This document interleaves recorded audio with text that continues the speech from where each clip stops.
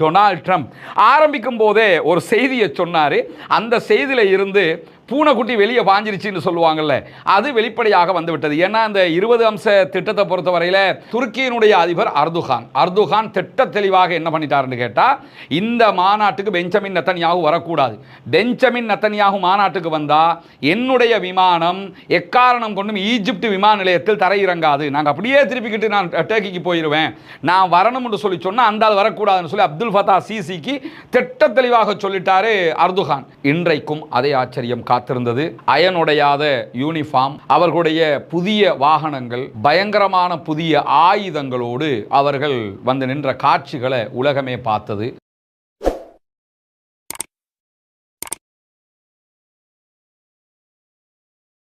அன்பிற்கினிய சகோதர சகோதரிகளை, நம் அனைவர் மீதும் ஏக இறைவனுடைய அமைதியும் கருணையும் உண்டாகட்டுமாக என்கிற உயரிய பிரார்த்தனைகளோடு பாலஸ்தீனத்தினுடைய காசா மீதான இஸ்ரேலிய ஆக்கிரமிப்பு இராணுவத்தினுடைய தாக்குதல்கள் ஆரம்பிக்கப்பட்டு 738வது நாளிலே நாம் அத்தனை பேரும் நின்று கொண்டிருக்கக்கூடிய இந்த தருணம், பாலஸ்தீனத்தில் மீண்டும் சமாதானம் அறிவிக்கப்பட்டு 3வது நாளாகவும் இருக்கிறது. இன்றைய நாள் இஸ்ரேலிய பிரதமர் பெஞ்சமின் நெதன்யாகு அபிஷியலாக இனிமேல் யுத்தம் நின்றுவிட்டது, இனிமேல் சண்டை இல்லை என்று அறிவித்திருக்கக்கூடிய செய்திகளும் வெளியாகி இருக்கக்கூடிய சூழல்ல, இன்றைய நாள் நமக்கெல்லாம் தெரியும் பாலஸ்தீன விடுதலை அமைப்பை சேர்ந்தவர்கள் 20 பணைய கைதிகள், உயிருள்ளவர்களை விடுதலை செய்திருக்கிறார்கள். அவங்க கிட்ட இருந்த அத்தனை உயிருள்ள பணைய கைதிகளும் இன்றைய நாளில் விடுதலை செய்யப்பட்டிருக்கிறார். அதே நேரம் இஸ்ரேலிய ஆக்கிரமிப்பு அரசாங்கமும் அவர்களுடைய சிறைச்சாலைகளில் இருந்த கிட்டத்தட்ட 2000 பாலஸ்தீனர்களை விடுதலை செய்திருக்கிறார்கள். இன்னும் 18,000 பேருக்கு மேல இருக்கிறாங்க என்கிற செய்திகளும் தனியாக இருக்கக்கூடிய நேரத்தில் இந்த ஒப்பந்த பிரகாரம் 2000 பேர் விடுவிக்கப்பட்டிருக்கிறார்கள். 2 தரப்பில் இருந்த கைதிகளும் அவரவர்களுடைய இடங்களுக்கு போய் சேர்ந்திருக்கக்கூடிய சூழல்ல பாலஸ்தீன விடுதலை அமைப்பினர் மிக பிரம்மாண்டமான மக்கள் திரளுக்கு மத்தியில தான் அவர்கள் தங்களுடைய பணைய கைதிகளை கொண்டு வந்து ஒப்படைத்தார்கள். இன்றைக்கும் அதே ஆச்சரியம் காத்திருந்தது.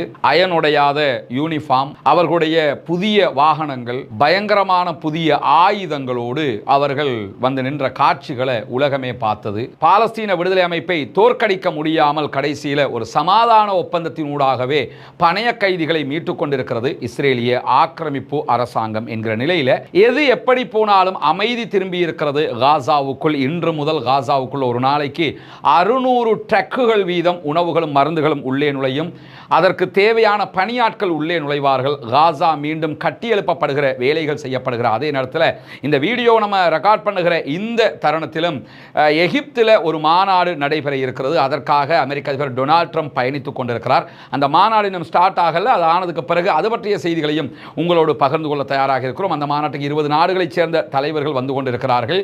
இந்த நேரத்தில் ஈரானுடைய அதிபரும் ஈரானுடைய வெளியுறவு அமைச்சரும் அந்த மாநாட்டுக்கு பங்கெடுக்கவில்லை. ஆனால் பாலஸ்தீன சமாதானத்திற்கு எப்போதும் நாங்கள் ஒத்துழைப்பாக இருப்போம் என்கிற செய்திகளை சொல்லியிருக்கிறார்கள். இதே நேரம் சவுதி அரேபியாவும் தன்னுடைய பங்களிப்பதிலே இருப்பதான எந்த தகவல்களையும் வெளியிடவில்லை என்பதையும் நம்ம இந்த இடத்துல புரிந்து கொள்ளுகிற அதே நேரத்தில் இன்றைக்கு நடைபெற்ற மிக முக்கியமான பல சம்பவங்கள் இருக்கிறது. குறிப்பாக அமெரிக்க அதிபர் டொனால்ட் ட்ரம்ப் இஸ்ரேலுடைய பாராளுமன்றம் நெசட்ல உரையாற்றி இருந்தார்.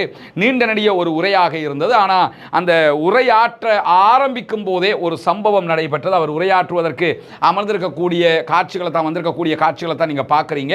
அவர் உரையாற்ற ஆரம்பிக்கும் போது இஸ்ரேலிய பாராளுமன்றத்தினுடைய 2 முக்கியமான எம்பிக்களாக இருக்கக்கூடிய ஐமன் அவுதா, ஆஃபர் காசிஃப் ஆகிய 2 பாராளுமன்ற உறுப்பினர்களும் வெளிப்படையாகவே எழுந்து இஸ்ரேலிய பிரதமருக்கும் அமெரிக்க அதிபருக்கும் எதிராக மிக தைரியமான குரலை எழுப்பி இருந்தார்கள்.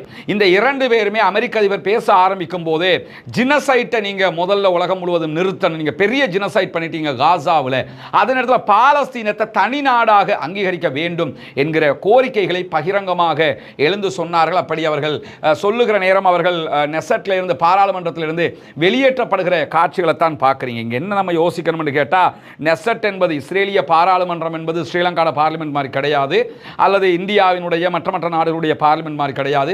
உலகத்திலேயே மனிதநேயம் மறந்துக்கும் இல்லாத ஒரு கூட்டம் இருக்கக்கூடிய பாராளுமன்றம் அது. காசாவில் இத்தனை ஆயிரம் படுகொலைகளை செய்தவர்களுக்கு சின்ன ஒரு மன உறுத்தல் கூட இல்லாமல் இருக்கிறார் செய்தார்கள் என்பதை நம்ம கண்ணுக்கு முன்னாடி பார்க்க முடிகிறது. இவ்வளவு அழிவுகளை செய்கிறவர்களுக்கு ஆஃபர் காசிஃபோ அல்லது ஐமன் அவுதா அவர்களோ பெரிய ஆட்களே கிடையாது. ஆனாலும் அதை தெரிந்து கொண்டே தான் இந்த ரெண்டு பேருமே இப்ப இருக்கிற இஸ்ரேலுடைய எல்லைக்குள்ள, அதாவது ஆக்கிரமிக்கப்பட்ட பாலஸ்தீனம், பழைய பாலஸ்டைன், இப்ப இருக்கிற இஸ்ரேலுடைய எல்லைக்குள்ள பிறந்து வளர்ந்தவங்க, அங்கேயே தொழில்களை செய்தவர்கள், அங்கேயே வாழ்கிறவர்கள், அங்கிருக்கக்கூடிய மக்களிடத்திலேயே எலெக்ஷன் கேட்டு தேர்தலில் ஜெயிச்சு வந்திருக்கக்கூடியவங்க. இந்த யுத்த காலத்தில் ஏற்கனவே ஆஃபர் காசிஃப் அவர்களுக்கு 6 மாதங்களுக்கு மேல பார்லிமெண்ட்டுக்கு வர்றதுக்கு தடையையும் பாராளுமன்றம் கொண்டு வந்திருந்த நிலையில் மீண்டும் அவர் அனுமதிக்கப்பட்டிருந்தார். இன்றைக்கு அமெரிக்க அதிபர் டொனால்ட் ட்ரம்ப் வருகிற நேரத்தில் தைரியமாக எழுப்பி நின்று நீங்க பாலஸ்டைனை தனி நாடாக அங்கீகரிக்கணும் என்கிற அழகான தத்துவார்த்தமான வார்த்தைகளை வெளிப்படையாகவே பேசினார் என்கிற சம்பவம் மிக தெளிவாக இன்றைக்கு நடந்தேறி இருக்கிறது. டொனால்ட் ட்ரம்ப் ஆரம்பிக்கும் போதே ஒரு செய்தியை சொன்னாரு.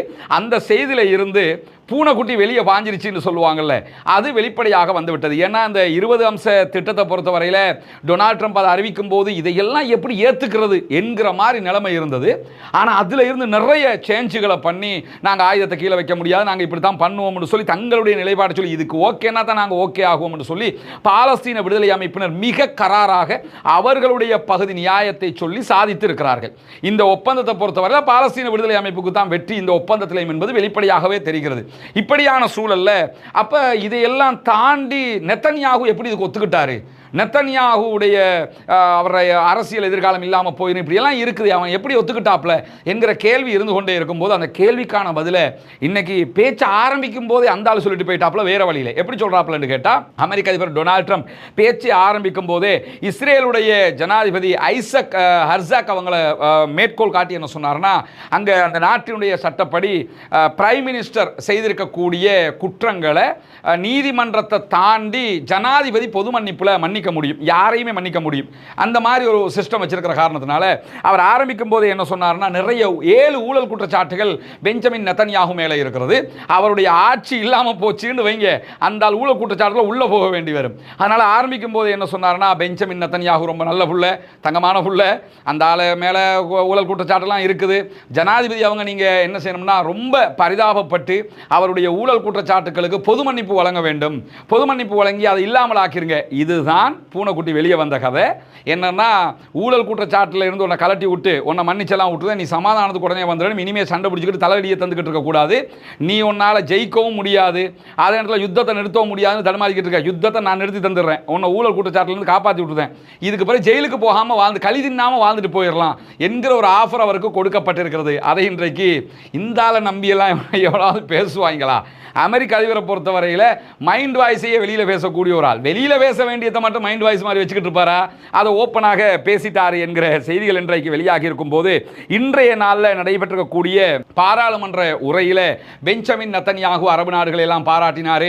அதே நேரத்தில் இந்த ஒப்பந்தம் என்பது இஸ்ரேலுக்கான ஒப்பந்தம் என்று திரும்பவும் என்ன பண்ணாருன்னு அவங்கள தலையில் முலக அரைச்சாரு, எல்லாத்தையும் பண்ணிட்டாரு. பண்ணதுக்கு பிறகு அமெரிக்க அதிபரை விழித்து பெஞ்சமின் நெத்தன்யாகு என்ன பண்ணாருன்னு கேட்டால், ஜால்ரா இருக்குதுல்ல, அங்கே தமிழ்நாட்டுடைய பாலிட்டிஷியன், ஸ்ரீலங்காவுடைய பாலிட்டிஷியன்ஸ் எல்லாருமே தோத்து போயிடுவாங்க.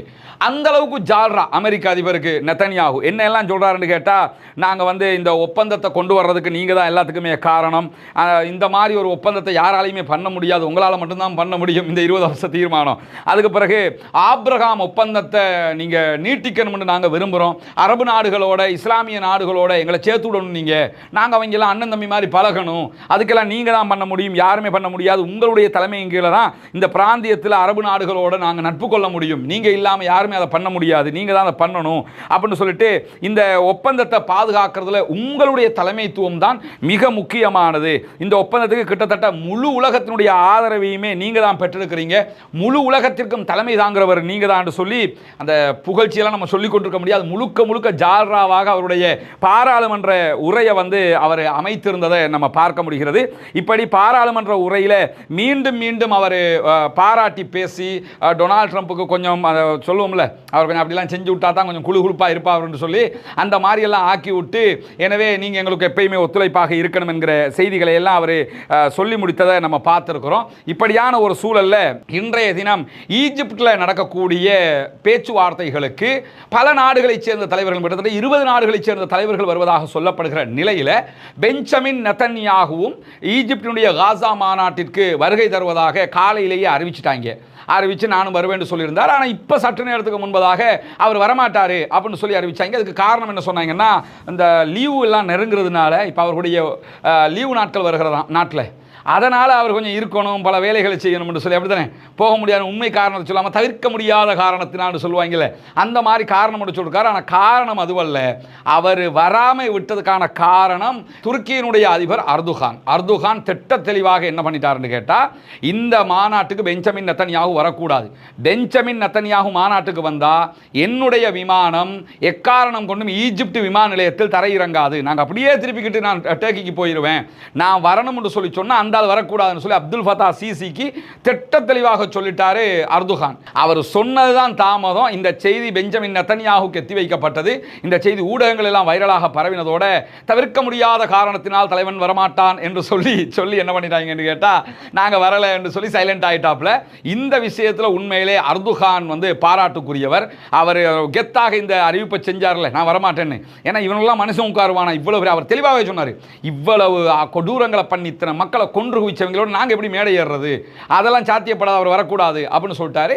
அந்த அடிப்படையில் அவர் வரல. மற்ற எல்லாருமே ஜோர்டானுடைய மன்னர் வாரண்டாரு, மற்றவங்க எல்லாருமே வாரண்டாங்க, எல்லோருமே நாங்கள் வாரம் இருக்கிறாங்க. ஆனால் இவங்க வர முடியாதுன்னு சொன்னார். உண்மையிலேயே ஒரு பாராட்டத்தக்க ஒரு அறிவிப்பாக அவருடைய அறிவிப்பு. அதனால தான் பெஞ்சமின் நெத்தன்யாகு இந்த மாநாட்டுக்கு வரவில்லை என்கிற செய்திகள் வெளியாகி இருக்கிறார். அதே நேரத்தில் இன்றைக்கு இந்த ஏர்ஃபோர்ஸ் ஒன்ல ஏறும்போதே அமெரிக்காவில் இருந்து இஸ்ரேலுக்கு பயணப்பட்டாரா இல்லையா அமெரிக்க அதிபர், அந்த நேரத்தில் மீடியாக்கள் அவர்கிட்ட பல கேள்விகளை கேட்டாங்க.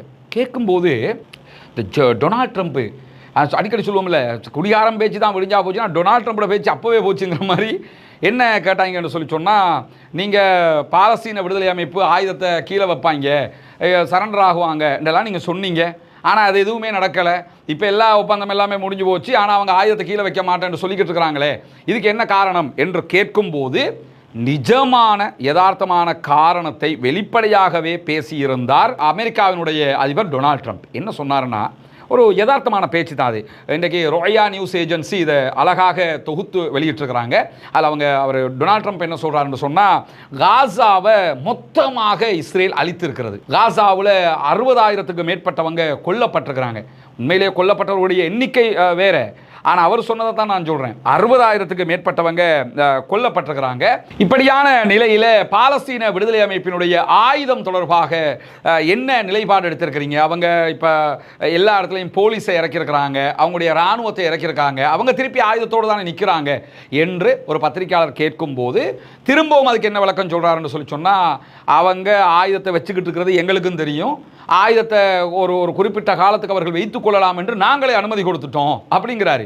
அது ஏன் அனுமதி கொடுத்தீங்க என்றதுக்கு அவர் சொல்லுகிற பதிலே என்னன்னா, நம்ம சிலதை யோசிக்கணும், முழு நாடுமே அழிக்கப்பட்டிருக்குது, எல்லாமே இல்லாமல் ஆக்கப்பட்டிருக்கு, அப்போ அவங்கள கண்ட்ரோல் பண்ணுறதுக்கான காலக்கெடு தேவை, எனவே அவங்க நாட்டை கண்ட்ரோல் பண்ணுறாங்கிறது எங்களுக்கு தெரியுது, ஆயுதத்தை வச்சுக்கிட்டு இருக்கிறாங்கிறது தெரியுது, நாங்கள் அவங்களுக்கு தேவையான காலக்கெடுவை கொடுத்துருக்கிறோம் என்று வெளிப்படையாகவே என்ன பண்ணிட்டாருன்னா இந்த செய்திகளை சொல்லியிருக்கிறார். ரோயா நியூஸ் ஏஜென்சி இது ஒரு பெரிய முக்கியமான செய்தியாக வெளியிட்டு, மற்ற ஊடகங்களும் இதை வெளியிட்டிருக்கக்கூடிய காட்சிகளை நம்ம பார்க்கலாம். எனவே இதிலிருந்து தெரிய வருகிற முக்கியமான செய்தி என்னன்னு கேட்டால், பாலஸ்தீன விடுதலை அமைப்பினர் ஆயுதத்தை கீழே வைக்க மாட்டோம், சரணடைய மாட்டோம் என்பதில் தெளிவாக இருந்திருக்கிறார்கள். அதைத்தான் அவங்க திரும்ப திரும்ப சொன்னாங்க. பெஞ்சமின் நெத்தன்யாகு இன்னைக்கும் பார்லிமெண்ட்ல என்ன சொல்றாருன்னா, இப்ப கீழே விழுந்தாலும் மீசல மண்ணொட்டலடா இந்த மாதிரி பேசணும்ல, அது மாதிரி நாங்கள் சண்டையில் அடைய முடியாததை சமாதானத்தில் அடைந்து விட்டோம், சண்டையில் அடைவோம் என்று சொன்னது என்னன்னு கேட்டால், காசாவுக்குள்ள நுழைவோம், பாலஸ்தீன விடுதலை அமைப்பை அழிப்போம், பாலஸ்தீன விடுதலை அமைப்புடைய ஆட்சியை கைப்பற்றுவோம், பணைய கைதிகளை சண்டையினூடாக மீட்டுக் கொண்டு வருவோம். இந்த 3 டாஸ்க் அவங்க வச்சுக்கிட்டு இருந்தது.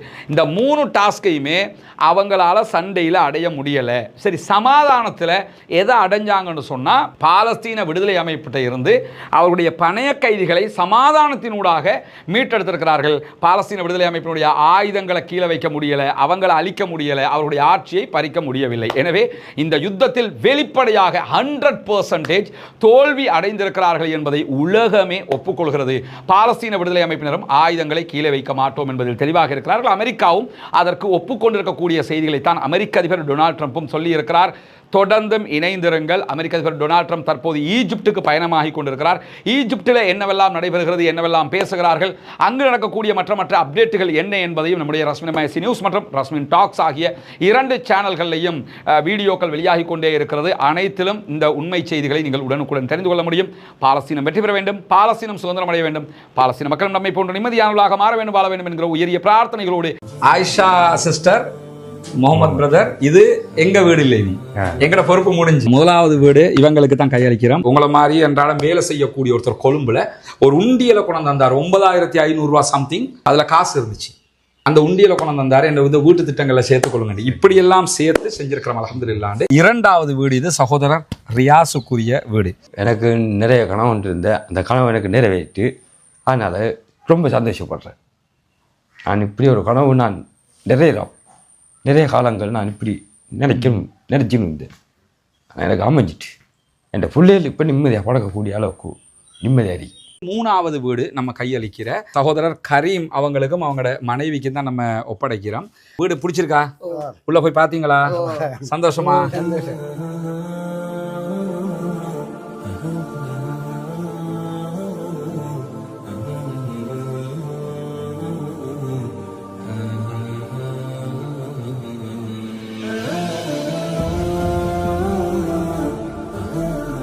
நம்ம ஒப்படைக்கிற 4வது வீடு சகோதரி அஸ்மியாவுக்கும் அவங்களோட கணவருக்கும் நம்ம ஒப்படைக்கிறோம். அவங்களோட கணவர் இன்னைக்கு வேலைக்கு போயிருக்கிறாங்க. துவா தான் நீங்க நிறைய செய்யணும், சரியா? அல்லாஹ் அவங்களுக்கு அருள் புரிவான். பார்க்குற மக்கள் நீங்க செஞ்ச உதவியால தான் இவ்வளவு நம்ம பண்ணி இருக்கிறோம். அல்லாஹ் அத்தனை பேருக்கும் அருள் புரிவான். ரொம்ப ஒரு மகிழ்ச்சியான ஒரு தருணமாக இது இருக்குது. எனவே நிறைய அல்லாஹ்விடத்தில் நாங்கள் உங்களுக்காக பிரார்த்தனை பண்ணுறோம். இன்னும் ஒரு 9 வீடு கட்டணும் இன்ஷா அல்லாஹ். அல்லாஹ் அதுக்கும் அருள் புரியணும்னு சொல்லி துவா கேளுங்க. அதே மாதிரி ஒரு உம்மா, ஒரு விதவத்தாய், அவங்க எனக்கு 5000 ரூபா காசு அனுப்பிட்டு என் மொபைலில் இருக்குது, எனக்கு கையால் எழுதி ஃபோட்டோ பிடிச்சி அனுப்பியிருக்கிறாங்க. இந்த காசை மகன் சேர்த்துக்கொள்ளுங்க அப்படின்ட்டு. இப்படி ஒவ்வொரு சின்ன அமௌண்ட்டுகளாக தான் சேர்த்துருக்கேன். என்னோட யூடியூப் சேனலில் காசாவில் பலஸ்தீனில் மக்களை கொள்கிறாங்க. அந்த செய்திகளை நம்ம அங்கே என்ன நடக்குதுன்றதை சொல்கிறோம். அதை பார்க்குற மக்கள் தான் அதில் நம்ம சொல்கிற இந்த தகவலையும் சேர்த்து இந்த உதவிகளை செய்கிறாங்க. அந்த அடிப்படையில் தான் இதெல்லாம் நம்ம செஞ்சுருக்கிறோம். அவங்களுக்காகவும் என்ன செய்யுங்கன்னு கேட்டால் நீங்கள் வந்து துவா செய்யுங்க இன்ஷா அல்லாஹ். இதுதான் நம்ம அடுத்து கட்ட இருக்கிற இடம். 4 வீடுகள் கிட்டத்தட்ட இவரில் கட்ட முடியும். அதுக்குரிய ஃபவுண்டேஷன் போடுகிற வேலைகளை ஆரம்பிச்சிருக்கோம். இன்றைக்கி தான் அதுக்குரிய வேலைகள், ஃபவுண்டேஷன் போடுகிற வேலைகள் ஆரம்பிக்கப்பட்டது. கற்களை கொண்டாந்து போட்டிருக்கிறாங்க. மேலதிகமாக இன்ஷா அல்லாஹ் அடுத்த வேலைகள் நாளை காலையில் இருந்து தொடரும் இன்ஷா அல்லாஹ் ஆரம்பிக்க இருக்கிறது. எனவே இந்த வேலைகளும் நீங்கள் தருகிற உதவிகளை கொண்டு தான் நம்ம செய்ய இருக்கிறோம்ங்கிறதுனால நீங்கள் தான் இதற்கும் உதவ வேண்டும். அல்லாஹ் உங்களுக்கு அருள் புரிய வேண்டும். உங்கள்கிட்ட தான் நம்ம இதை கேட்க முடியும். காசாவில் நடக்கக்கூடிய அநியாயங்கள் தொடர்பான வீடியோக்களை பார்க்கக்கூடிய சகோதரர்கள் நீங்கள் தான் இதுக்காக அள்ளி தர்றீங்க. சிறு தொகையாக இருந்தாலும் உங்களால் முடிந்ததை நீங்கள் தர வேண்டும் என்று நம்ம கேட்டுக்கிட்டு இருக்கிறோம். சதகத்துல் ஜாரியாவாக ஜகாத்து பணத்தையும், ஜகாத்து பெறக்கூடிய 8 கூட்டத்தாரில் ஒரு கூட்டத்தார் முஅல்லஃபத்துல் குலூப், உள்ளங்கள் ஈர்க்கப்படுகிறவர்கள் என்று அல்லாஹு தாலா சொல்லி காட்டுகிறான். எனவே இந்த இஸ்லாத்தை ஏற்றுக்கொண்ட சகோதரர்களும் அதிலே ஒரு குரூப்பாக இருக்கிறதுனால உங்களுடைய ஜகாத் நிதிகளையும் நீங்கள் தாராளமாக அதற்காக தர முடியும். இதில் மொத்தம் 4 வீடுகள் இந்த லேண்டுக்குள்ளே கட்ட முடியும். இந்த லேண்டும் நம்ம விலை கொடுத்து வாங்கியிருக்கிறோம் அல்ஹம்துலில்லாஹ்னு சொல்லி. ஏற்கனவே கட்டப்பட்ட ஒவ்வொரு வீடுகளும் 25 லட்சங்கள் சுமார் ஒவ்வொரு வீட்டுக்கு நம்ம செலவழிச்சிருக்கிறோம். முழுமையாக கம்ப்ளீட்டடாக ஒவ்வொரு வீட்டையும் நம்ம செஞ்சு கொடுத்துருக்கிறோம். அதே மாதிரி தான் இந்த இடத்துல 4 வீடுகள் கட்ட வேண்டி இருக்கிறது. எனவே இந்த வீட்டுக்கான உதவி ஒத்தாசைகளையும் வாரி வழங்குமாறு அன்பாக கேட்டுக்கொள்கிறோம். உங்களிடத்தில் மட்டும்தான் நாங்கள் கேட்டு வர முடியும். எனவே இந்த வீடியோக்களை பார்க்கிற சகோதரர்கள் இதற்கான உதவிகளை வாரி வழங்குங்கள். முன்னால் தெரிகிற நம்முடைய வங்கி கணக்கிலக்கத்திற்கு நீங்கள் உங்களால் முடிந்த உதவித்தொகைகளை அனுப்பித்தர முடியும். அதே நேரத்தில் வெளிநாடுகளிலிருந்து பணம் அனுப்ப முடியாது இந்த அக்கௌண்ட்டுக்கு என்று சொல்லக்கூடியவங்க முன்னால் தெரிகிற என்னுடைய வாட்ஸ்அப் மற்றும் தொலைபேசி இலக்கத்தை தொடர்பு கொள்ளுங்கள். உங்களுக்கு அதற்குரிய வழிகாட்டுதல்களையும் நம்ம தருவதற்கு தயாராக இருக்கிறோம். வல்ல இறைவன் நம்முடைய அனைத்து பணிகளையும் புரிந்து கொள்ள வேண்டும். அந்த மக்கள் மகிழ்ச்சியாக அதை ஏற்றுக்கொண்ட காட்சிகளை நீங்கள் பார்த்துருப்பீங்க. எனவே தான் இந்த உதவியை நாங்கள் உங்களிடத்தில் கேட்குறோம். இந்த 4 வீடுகள் கட்டிட்டோம்னா மொத்தம் 9 வீடுகள் முடிஞ்சிடும். அதுக்கு பிறகு இன்னொரு 6 வீடு, இப்படி நம்மளால் முடிஞ்ச வரைக்கும் எத்தனை வருஷமானாலும் கட்டி கொடுக்கறது எவ்வளோதாங்கிற அடிப்படையில் தான் இதற்காக ஓடிக்கொண்டிருக்கோம். ஒன்று புரிஞ்சுக்கிறேங்க, நான் இருக்கிறது பொத்துவில்லை இப்போ. ஆனால் நான் உண்மையிலே என்னுடைய வசிப்பிடம் கொழும்பு. இந்த பணிகளை மேற்பார்வையிடுவதற்காக மாதத்தில் குறைஞ்சது 3 தடவையாவது நான் பொத்துவிலுக்கு வந்து போய்கிட்டு இருக்கிறேன். இங்கே சகோதரர் ஃபௌமி பொறுப்பாக இருந்து செஞ்சுக்கிட்டு இருக்கிறாரு. கிட்டத்தட்ட கொழும்புல இருந்து வர்றதுக்கு 7 மணி நேரம் பிடிக்கும், திரும்ப போகிறதுக்கு 7 மணி நேரம் பிடிக்கும். இந்த நேரங்களையும் செலவு செய்து தான் நான் இதுக்காக வர்றேன். ஏன்னா நீங்கள் தருகிற பணம் சரியாக போய் சேரணுங்கிறதுக்காக வல்ல ரஹ்மான் நம்முடைய பணிகளை ஏற்றுக்கொள்வானாக. அல்லாஹ்விடத்தில் நிறைய பிரார்த்தனை செய்யுங்கள். எனக்காகவும் பிரார்த்தனை செய்யுங்கள். பாலஸ்தீனம் வெற்றி பெற வேண்டும் என்றும் பிரார்த்தனை செய்யுங்கள். அஸ்ஸலாமு அலைக்கும் வரஹ்மத்துல்லாஹி வபரகாத்துஹு.